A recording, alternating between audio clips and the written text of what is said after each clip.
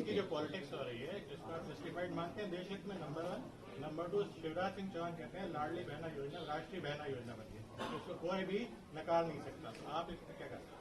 इतना उनकी योजना अच्छी थी तो उनका हटाया क्यों गया भाई? इतने सालों से वो काम कर रहे थे तो उनको मजबूरन यहाँ से जाना क्यों पड़ा? पहली बात। दूसरी बात, आपने कहा ये जो फ्रीबीज की बात कर रहे हैं, बड़ा अजीब है। जो परिभाषित करने के जो लोग हैं वो श्रेय लेते हैं कि हम देश में 80 करोड़ लोगों को फ्री भोजन खिला रहे हैं। वो तो ठीक है, किसी गरीब वंचित को अगर कांग्रेस की सरकार कुछ अनुदान देना चाहे, मदद देना चाहे, वो रेवड़ी है, वो फ्री भी है। और खुद आप श्रेय ले रहे हैं कि हम देश में 80 करोड़ लोगों को फ्री भोजन खिला रहे हैं। तो आप करें तो वो अन्नदाता और दानदाता हैं। कांग्रेस कुछ घोषणा करे तो उसको आप फ्री भी मानते हैं। और कांग्रेस की सरकारें, चाहे वो तेलंगाना की है, चाहे कर्नाटक की है, या कहीं की भी है, जो हमने कहा वो करके दिखाया। कल भी हमने महाराष्ट्र में जो 5 गारंटी लॉन्च करी हैं, हमने पूरा, हमारी पार्टी का इतिहास अनुभव है, हम जो कहते हैं वो कर रहे हैं। हमने नहीं कहा कि हम 2 करोड़ रोजगार देंगे, भाजपा ने कहा नहीं कर पाए। 15 लाख रुपए खाते में आएंगे, उन्होंने कहा नहीं कर पाए। किसान की आमदनी दुगनी करेंगे, नहीं कर पाए। तो झूठ बोलना और फिर विपक्ष को कोसना कब तक करेंगे? आपका सत्ता है ना, यहाँ डबल इंजन चल रहा है मध्य प्रदेश में इतने सालों से, केंद्र में आपकी सरकार है, तो फिर क्यों बेरोजगारी बढ़ रही है, क्यों महंगाई बढ़ रही है, क्यों किसान आत्महत्या कर रहे हैं? इसको अंकुश कौन लगाएगा? तो औरों पर दोषारोपण करना ये भाजपा की, मैं समझता हूँ, प्रवृत्ति में आ चुका है। लेकिन एक स्वस्थ परंपरा बननी चाहिए, संसद में चर्चा हो। पिछली संसद में 147 सांसदों को एक दिन में निष्कासित किया गया, एक दिन के अंदर, आज तक नहीं हुआ। अब संख्याबल हमारा बहुत बेहतर है, तो अब वहां सार्थक चर्चा भी हम करवाएंगे और मनमानी तरीके से जो एक तरफा फैसला सरकार लेती थी उस पर अंकुश लगेगा। सर, धारा 370 को लेकर जम्मू कश्मीर में प्रस्ताव बहाल करने को प्रस्ताव पास हो गया है, कांग्रेस पार्टी का क्या स्टैंड है? नहीं, जो सदन में जो पास हुआ है उसको केंद्र सरकार उसका संज्ञान ले, लेकिन मुझे लगता है कि सदन के अंदर चर्चा के बाद जो भी सदन सर्वसम्मति से पास करता है उसको सरकार को संज्ञान लेना चाहिए। और हमारी पार्टी का कमिटमेंट था कि जम्मू कश्मीर को पूरे राज्य का दर्जा मिलना चाहिए, और एक केंद्र सरकार ने वादा भी किया था। और याद रखिए, वहां जो चुनाव हुए हैं वो केंद्र सरकार ने नहीं कराए, सुप्रीम कोर्ट का आदेश हुआ था, तब जाके वहां चुनाव हुए हैं। और वहां इंडिया गठबंधन की सरकार बनी है, और हम चाहते हैं कि सबसे पहले जम्मू कश्मीर को फुल स्टेटहुड मिलना चाहिए। चंबल में जाके यासीन मलिक की पत्नी ने पत्र लिखा है राहुल गांधी एक हो गया। यासीन मलिक की पत्नी ने, आदरणीय विवेक तनखा जी भी अपनी बात सर, नहीं, पहले आप बोले तो बोले। यासीन मलिक की पत्नी ने राहुल जी को पत्र लिखा है कि उनकी बातों को रखा जाए, वो शांति दूत बन सकते हैं कश्मीर में। यासीन मलिक, आप कितने सहमत हैं? और मेरी जानकारी नहीं है उन्होंने क्या बात। विवेक भाई नहीं, सचिन जी ने जितनी बातें बोली हैं उससे मैं पूर्णतः सहमत हूँ। जहाँ तक मध्य प्रदेश की बात है, मैं ये कहना चाहूंगा, ये विफल प्रशासन है, फेल्ड स्टेट है। आपने किसको नौकरी दी मुझे नहीं मालूम, मैं तो ढूंढ रहा हूँ कि किसको नौकरी मिली। मैं तो किसी को नौकरी ले नहीं पा रहा हूँ। यहाँ पर मैं जहाँ फोन करता हूँ लोग कहते हैं यहाँ पर हाउसफुल है, कोई नौकरी अवेलेबल नहीं है। लोग तो मेरे पास भी आते हैं। आप बताइए, कोई महंगाई में अंकुश है, कोई इंडस्ट्रियलाइजेशन है? तो जहां आप बताओ कि इस 25-20 साल में भाजपा ने क्या नई चीज की है जिसकी हम तारीफ करें और जिसके बारे में हम उनको माने? देखिए, कोई अच्छा काम करता है तो उसको प्रेज करने में हमको कोई दिक्कत नहीं है, बट अच्छा काम करो तो खाली प्रचार से अच्छा काम नहीं हो जाता है। आपके अस्पतालों की क्या हालत है, आपके स्कूलों की क्या हालत है, सरकारी स्कूलों की? मैं जानता हूं, मैं तो एनजीओ चलाता हूं, मैं तो सोशल वर्क करता हूं, मैं तो ट्राइबल एरिया में कितना जाता हूं, आप लोगों को सबको पता है क्या हालत है वहां पर। और कल तो मैं तो शौक था, भी मैंने पेपर में पढ़ा, तो भूपेंद्र सिंह जी कह रहे हैं कि उनके ऊपर खुफिया लगाई गई है।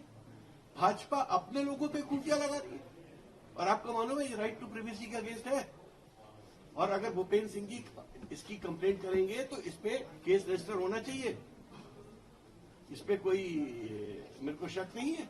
और अगर खुफिया तंत्र का ये मिसयूज कर रहे हैं तो इसका मतलब ये डरे हुए हैं, और हमसे तो थोड़े वो अपने लोग से डरे हैं। सबसे बड़ी बात तो ये लग रहा है कि मुझे भाजपा अपने लोगों से डर गई है। तो मुझे तो लग रहा है कि हम आज विजयपुर जा रहे हैं। मैं पहले दिन भी गया था जीतू भाई के साथ, हम लोग सब थे उस दिन। क्या कितना बड़ा प्रदर्शन था, कितने सारे लोग आए थे, हजारों की संख्या में लोग आए थे। और लाए नहीं गए थे, खुद आए थे। अंतर ये है भाजपा के और हमारे रैलीज में।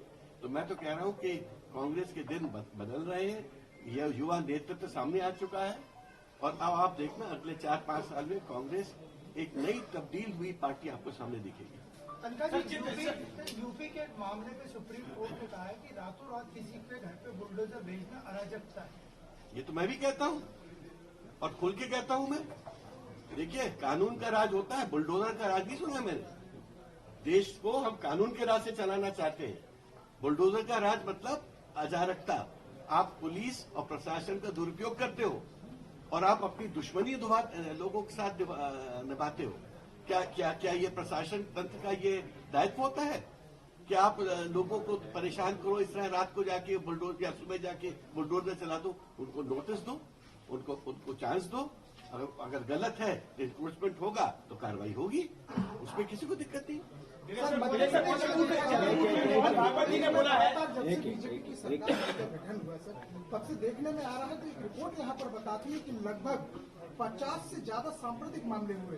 क्या ऐसा लगता है कि इसके पीछे भी सरकार का हाथ होगा या किसी प्रकार का कुछ? हमारी तो पिटीशन पेंडिंग है दिग्विजय सिंह जी की इंदौर हाई कोर्ट में कि सुप्रीम कोर्ट ने जो मापदंड दिए थे, डायरेक्शन दिए थे सांप्रदायिक तनाव कम करने के लिए और किस तरह से इन्वेस्टिगेशन, इंक्वायरी और कमिटीज का गठन होना चाहिए, वो आज तक नहीं किया। ये हमारी बात है, छोड़ो, ये सुप्रीम कोर्ट की बात नहीं मानते और वहां पर पेशी पे पेशी लेते रहते हैं। सर, मुख्यमंत्री मोहन यादव ने कहा है कि छेड़ेंगे तो छोड़ेंगे नहीं इंदौर में। किसको बोला भाई? कल उन्होंने कहा है कि इन लोगों को छेड़ेंगे तो छोड़ेंगे नहीं। छेड़ कौन रहा है और छोड़ किसको रहा है? नहीं, इसमें उत्तर ये है कि एक मुख्यमंत्री संवैधानिक पद पे है और उनकी भाषा छोड़ेंगे छेड़ेंगे तो छोड़ेंगे नहीं, ये मुख्यमंत्री की भाषा नहीं है, एक छुटभइये नेता की भाषा है। कटोगे तो बटोगे। अभी सचिन जी ने कहा कि हमारा नारा है कि बच्चों को पढ़ाओ और बढ़ाओ। एक साथ इस देश की प्राचीन सभ्यता, परंपरा, जो प्राचीन भारत की अपनी एक सीख है, एक शिक्षा है भगवान राम और कृष्ण की, उसमें मानवता ही महत्वपूर्ण है। उस भाव को भारतवर्ष जीता है और अगर संवैधानिक पद पर रहकर इस तरह की भाषा एक व्यक्ति बोलता है, ये नहीं अपराध है। मैं मानता हूं ये अपराध करने से मोहन यादव जी को बचना चाहिए। दूसरी बात, जब आज पूर्व गृह मंत्री असुरक्षित है इस प्रदेश में, तो क्या मैसेज है कि ये माफियाओं का राज है या नहीं है? अगर पूर्व गृह मंत्री रो रहे हैं कि मुझे धमकियां मिल रही है, तो हम जिस बात को बार बार कह रहे थे कि ये मोहन यादव की सरकार ही नहीं है, ये बीजेपी की सरकार नहीं है, जनता की सरकार भी नहीं है, ये माफियाओं की सरकार है।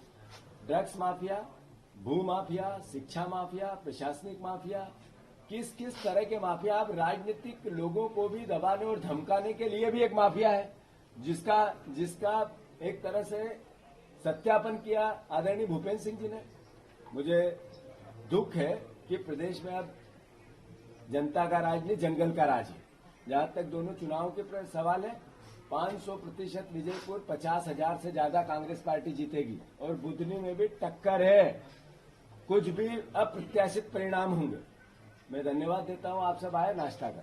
सर एक सवाल, चित्रकूट में मोहन भागवत जी ने बोला है कि कुछ शक्तियां भारत को दबाने का काम कर रही हैं, संघ उनकी रक्षा कर रहा है, डंडा लेकर। जिस तरीके से संत और संघ में अंतर नहीं होता है, संत पुजारी की तरह काम करता है, संघ देश के राष्ट्रपति की काम कर रहा है।